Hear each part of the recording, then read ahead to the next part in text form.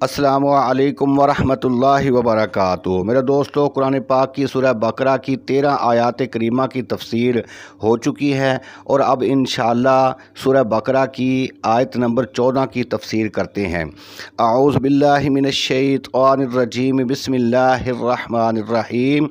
وَإِذَا لَقُوا الَّذِينَ آمَنُوا قَالُوا آمَنَّا، اور جب منافقین ملتے ہیں ایمان والوں سے تو کہتے ہیں ہم ایمان لا چکے ہیں۔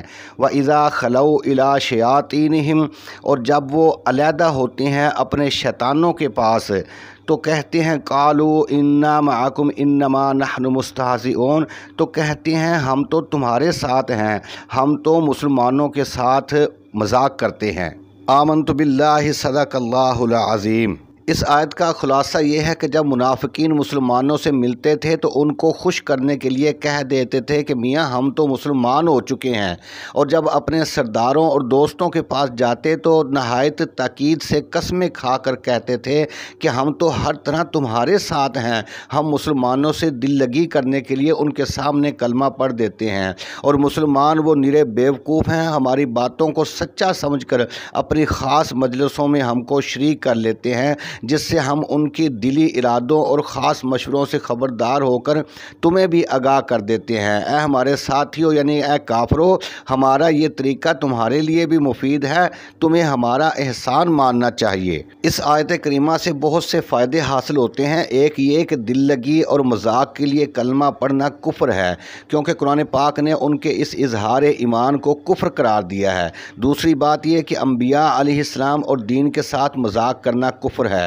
تیسرا یہ کہ صحابہ کرام اور دینی پیشواؤں کا مذاق اڑانا بھی کفر ہے، بلکہ ہر دینی چیز، قرآن پاک، مسجد، علماء کرام، رمضان مبارک اور اولیاء اللہ کے مزارات وغیرہ کی توہین بھی کفر ہے، اور ان کی تعظیم ایمان اور تقوی کی علامت ہے۔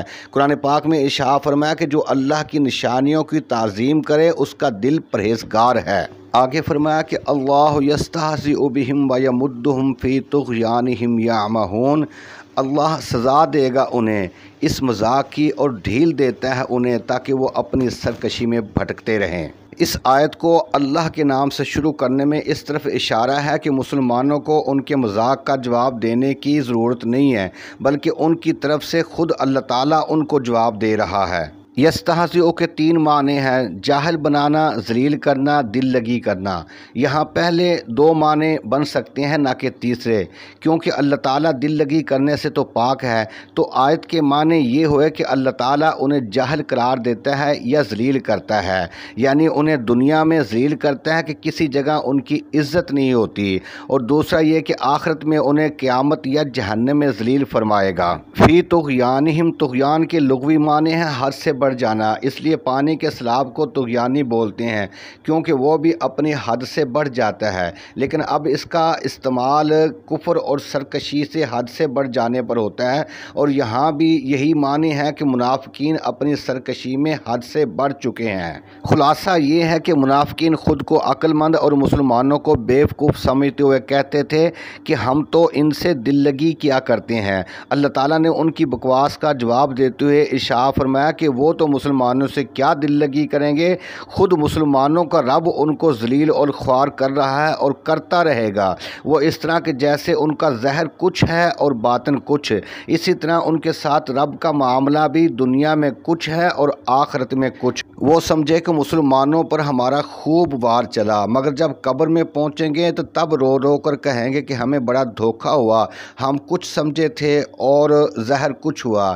پھر ان کی حالت یہ ہے کہ جب اسلام کے دلائل سنتے ہیں تو سمجھتے ہیں شاید اسلام سچا دین ہو، مگر جب کفار کی مالداری کا، ان کے عیش و آرام کا اور مسلمانوں کی غربت اور افلاس پر نظر کرتے ہیں تو سمجھتے ہیں کہ اگر اللہ تعالیٰ کفار سے ناراض تھا تو ان کو اتنا مال کیوں دیا، اور اگر مسلمانوں سے راضی تھا تو ان کو اس حال میں کیوں رکھا، لہذا کفر سچا ہے اور معاذ اللہ اسلام جھوٹا۔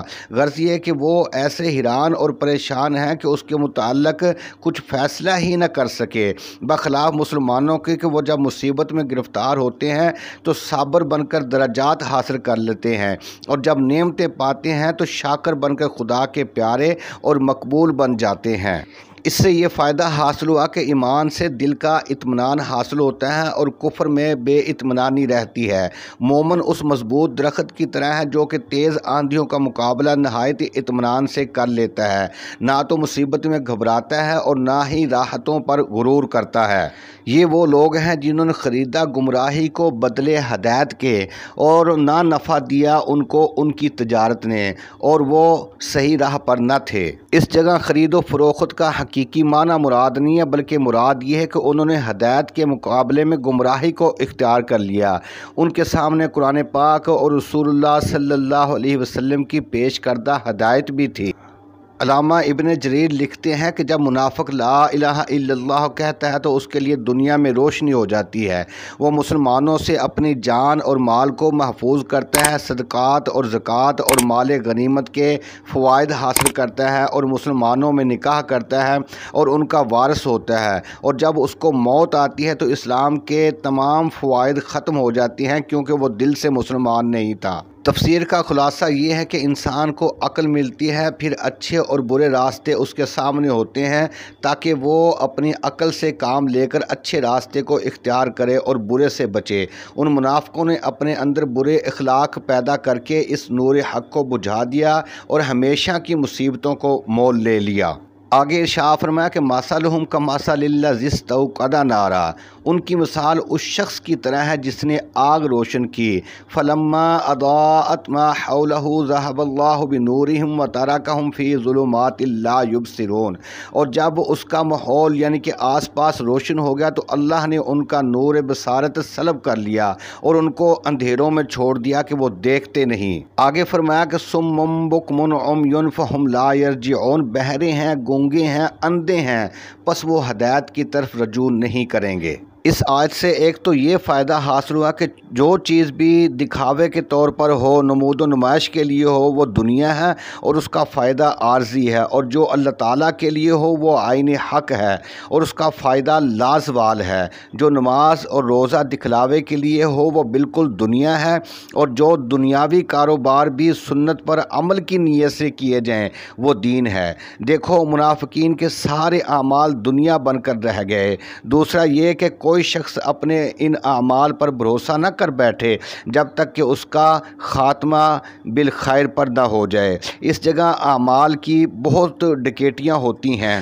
مسلمانوں کو یہ امید ہوگی کہ شاید منافقین کبھی نہ کبھی تو ہدایت پر آ جائیں، اس لیے وہ ان کو ہدایت پر لانے کی کوشش بھی کرتے ہوں گے اور پھر اپنی ناکامی پر رنجیدہ اور غمگین بھی ہوں گے۔ اللہ تعالیٰ نے مسلمانوں کے اس رنج و غم کے کو دور فرمانے کے لیے ان کے ایمان سے مایوس فرما دیا اور فرما دیا کہ اے ایمان والو، اے مسلمانوں، یہ تو بہرے ہیں، گونگے ہیں، اندھے ہو چکے ہیں، اب تم ان کے ایمان لانے کی بالکل امید نہ رکھو، وہ اپنی ان حرکتوں سے باز نہیں آئیں گے۔ چونکہ نا امیدی بھی ایک راحت ہوتی ہے، اس لیے مسلمان ان کے ایمان سے نا امید ہو کر انتظار کی تکلیف سے بچ گئے۔ اس آیت میں اللہ تعالیٰ نے ان لوگوں کی مثال بیان کی ہے جس کو اللہ تعالیٰ نے ایک طرح کی ہدایت مہیا کی اور انہوں نے اس کو ضائع کر دیا اور جنت کو حاصل نہیں کیا۔ اسی لیے اللہ تعالیٰ نے ارشاد فرمایا کہ بہرے ہیں، گونگے ہیں، اندھے ہیں، پس وہ ہدایت کی طرف رجوع نہیں کریں گے۔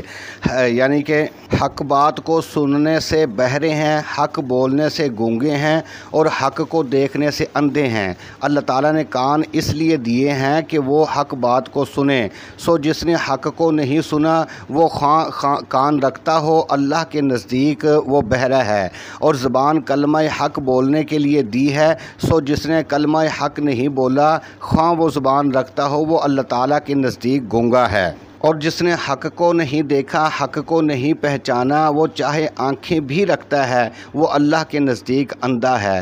یہ لوگ اب اس ہدایت کی طرف نہیں لوٹیں گے جس کو وہ ضائع کر چکے ہیں، اور اس گمراہی کو ترک نہیں کریں گے جس کو وہ اختیار کر چکے ہیں۔ اللہ تعالیٰ سب مسلمانوں کے ایمان کو محفوظ رکھے اور تمام مسلمانوں کو منافقت جیسی لعنت سے محفوظ رکھے۔